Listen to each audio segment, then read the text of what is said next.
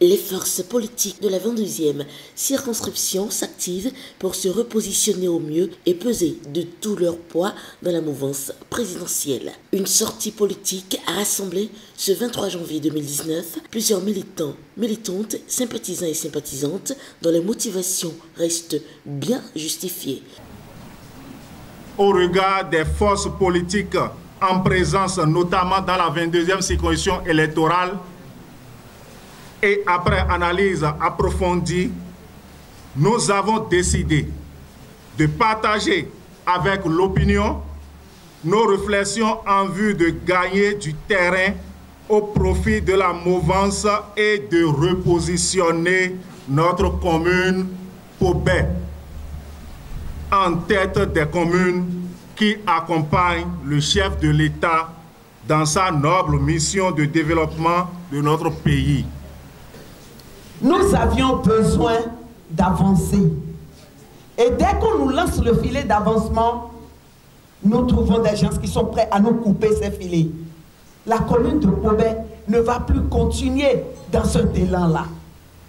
Le socle du développement, c'est quoi? C'est l'harmonie, c'est l'union, c'est nous mettre ensemble.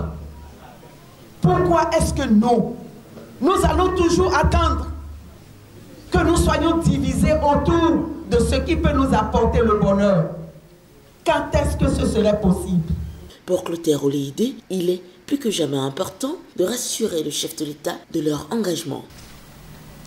En effet, depuis avril 2016, le président Patrice Talon s'est résolument lancé dans un vaste programme de réformes visant à remettre le Bénin sur l'orbite du développement et à redonner à notre pays ses lettres de noblesse, tant au plan national, régional qu'international.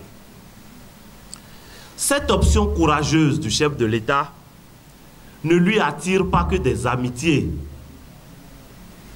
Je n'en veux pour preuve que les nombreuses grognes et récriminations aujourd'hui récupérées et cristallisées par une opposition bousculée dans ses conforts d'entretemps, mais qui, quoique consciente de la nécessité des réformes, instrumentalise le désarroi conjoncturel des populations pour essayer d'arrêter l'élan salvateur du gouvernement et de son chef.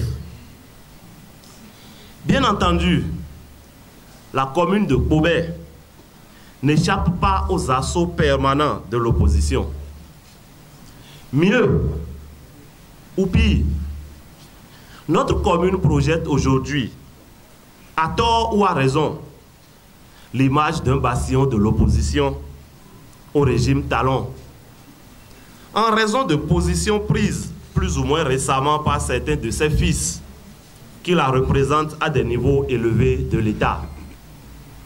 Dans un contexte comme celui-là, il nous paraît relever du bon sens et même de l'urgence d'attirer positivement l'attention du gouvernement et surtout de son chef sur notre commune, afin de lui faire bénéficier des projets nécessaires à son épanouissement.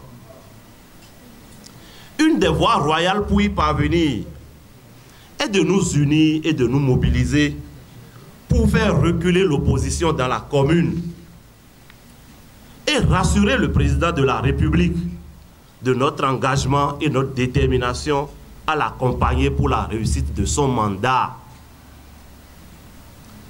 Les prochaines élections législatives du 28 avril prochain nous donnent une opportunité de matérialiser cet engagement.